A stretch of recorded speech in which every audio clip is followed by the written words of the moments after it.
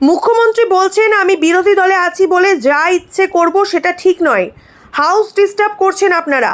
আজ পশ্চিমবঙ্গে একমাত্র বিরোধী ভারতীয় জনতা পার্টি যদি মানুষের কষ্ট অত্যাচার নিয়ে কথা বলে তাহলে নাকি আমরা হাউস ডিস্টার্ব করছি। আমরা আপনার ইয়েসম্যান হয়ে থাকবো? সরস্বতী পূজা, দুর্গা পুজো, মন্দির ভেঙে ফেলা হচ্ছে, সেটা নিয়ে কথা বলা যাবে না? আপনার নেতা মন্ত্রীরা যারা আছে তারা চুরি করছে, সেটা বলা যাবে না? আমরা ডিস্টার্ব করছি? সৎ সাহস থাকলে আপনি লাইভ টেলিকাস্ট করুন, বাংলার মানুষ দেখুক আমরা কি কাজ করছি। বাংলার মানুষ আমাদের জিতিয়ে এনেছে, তাই আমরা এই জায়গাটা পেয়েছি। মুখ্যমন্ত্রী বলছেন মানুষের মতো আচরণ করতে হয়। পিএম যখন ইরাক ইরান যায় তখন আমরা কিছু বলি না। সংখ্যালঘু দেশে আমরা যখন যাচ্ছি সেটা কি অনুচিত? আমরা বাংলার মুসলমানদের এগেনস্টে নই। আপনি তাদেরকে ব্যবহার করে গেছেন, তাদের জন্য কিছু করেননি, তাদের দৃষ্টিকরণ করে গেছেন, কিন্তু তাদের সম্প্রদায়ের উন্নয়নের জন্য আপনি কিচ্ছু করেননি। কিছু টাকা দিয়ে আর কিছু ফাঁকা দিয়ে সম্প্রদায়ের উন্নয়ন হয় না, চাকরি দিতে হয়, অলিস্টিক ডেভেলপমেন্ট করতে হয়, আপনি কিচ্ছু করেননি। সিবিআই চার্জশিট জমি কেলেঙ্কারি কাকুর সঙ্গে যুক্ত নাম। সিবিআইয়ের চার্জশিটে যে অভিষেক বন্দ্যোপাধ্যায়ের নাম এসেছে তার পরিচয় আমরা জানতে চাই সিবিআইয়ের কাছে। যাদবপুরের জমি নিয়ে ভাবনা কলকাতা পুলিশের, তোলার পর ঘোলায় টলি ব্যাগে দেহ। শুভেন্দু অধিকারী বলেছিলেন মুসলিম বিধায়কদের চ্যাংদোলা করে বিধানসভার বাইরে বের করে দেওয়া মন্তব্যকে সমর্থন করেননি। উনি বলতে চেয়েছেন যারা সম্প্রদায়ের কাজ করছে তাদেরকে বার করে দেবে। পশ্চিমবঙ্গকে ধর্মে নেড়িভেঙে ভাঙার চেষ্টা করছে। চ্যাংদোলা করে কিভাবে শায়েস্তা করতে হবে দিন একে করে নেব। আমরা কেউ কিছু বলিনি, আমাদের কেউ কিছু বললে কি করতেন? আগুন ধরিয়ে দিত। বুঝলাম না, ইরান ইরাক গেলে কি সেটা কি কোনো অসুবিধা আছে? ইরান ইরাক গেলে কি বলতে চাইছেন? মানে সংখ্যালঘু সম্প্রদায়ের মানুষের দেশে আমরা যাচ্ছি সেটা অনুচিত? কে বলেছে? আপনি এই 14 বছর কোনো কাজ করেননি মমতা ব্যানার্জি।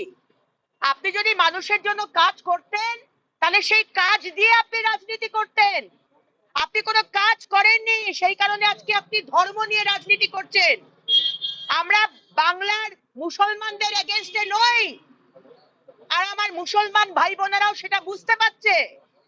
আপনি শুধু তাদেরকে ব্যবহার করে গেছেন, আপনি তাদের জন্য কিচ্ছু করেননি, তাদের তুষ্টিকরণ করে গেছেন, কিন্তু তাদের সম্প্রদায়ের উন্নয়নের জন্য আপনি কিচ্ছু করেননি। কিছু টাকা দিয়ে আর কিছু ভাতা দিয়ে সম্প্রদায়ের উন্নয়ন হয় না, তাদের চাকরি দিতে হয়, একটা হলিস্টিক ডেভেলপমেন্ট করতে হয়, আপনি কিচ্ছু করেননি। আর হিন্দুদের কথা তো ছেড়েই দিলাম। আমাদের প্রধানমন্ত্রী আমাদের শিখিয়েছেন সবকা সাথ, সবকা বিকাশ, সবকা বিশ্বাস, সবকা প্রয়াস। সবাইকে নিয়ে আমরা উন্নয়নের পথে যাচ্ছি। আপনি কি বুঝবেন? যশস্বী প্রধানমন্ত্রী ইরাক যাবেন না ইরান যাবেন না আমেরিকা যাবেন সেটা দেশের ব্যাপার, এটা আপনি বুঝবেন না। মুখ্যমন্ত্রী এই মুহূর্তে বলছেন যে আমি বিরোধী দলে আছি বলে যা ইচ্ছে করা সেটা ঠিক নয়। রোজ হাউস ডিস্টার্ব করছেন আপনারা। দেখুন, আজকে পশ্চিমবঙ্গ অ্যাসেম্বলিতে আজ বিরোধী মানে একমাত্র বিরোধী দল ভারতীয় জনতা পার্টির এমএলএরা যদি বাংলার মানুষের কষ্ট, তাদের ইস্যু, তাদের অত্যাচার নিয়ে যদি কথা বলি তাহলে হয়ে যাচ্ছে যে আমরা নাকি হাউস ডিস্টার্ব করছি। মানে আপনারা কি ভাবেন মুখ্যমন্ত্রী যে আমরা আপনার ইয়েস ম্যান হয়ে থাকবো? আজকে মহিলাদের উপর যে অত্যাচার হচ্ছে আপনি সেটা নিয়ে কোনো কথা বলতে দেবেন না। আজকে সরস্বতী পুজো, দুর্গা পুজো, কালী পুজো, মন্দির, শীতলা মন্দির ভেঙে ফেলা হচ্ছে, আগুন জ্বালিয়ে দেওয়া হচ্ছে, আপনি মনে করবেন না সেটা নিয়ে কোনো কথা বলা যাবে না। আপনার নেতা মন্ত্রীরা চুরি করছে, আজকে হেন ডিপার্টমেন্ট আপনার নেই যেখানে চুরি হয়নি, দুর্নীতি হয়নি, সেটা নিয়ে কথা বলতে গেলে আপনি কথা বলতে দেবেন না।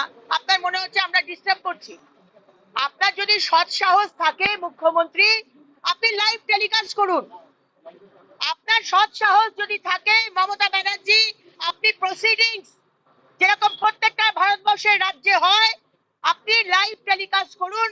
বাংলার মানুষ দেখুক আমরা কি কাজ করছি, আমরা কি প্রতিবাদ করি, কি করি। কেউ তো কিছু জানতে পারছে না, আর আমরা প্রতিবাদ করলে আপনারা মনে হচ্ছে যে আমরা চিৎকার করছি। আমাদের যদি কথা বলতে না দেন, আমাদের যদি মুখ বন্ধ করার চেষ্টা করেন, আমাদের যদি সাসপেন্ড করে দেন, আমাদের যদি মার্শালকে দিয়ে চ্যাংদোলা করে বাইরে করে দেন, আমরা প্রতিবাদ করব। কারণ আমি জায়গাটা পেয়েছি আমার আসানসোল দক্ষিণের মানুষের জন্য। আমরা এই জায়গাটা পেয়েছি কারণ বাংলার মানুষ আমাদের জিতিয়ে এনেছে, আপনি দেননি।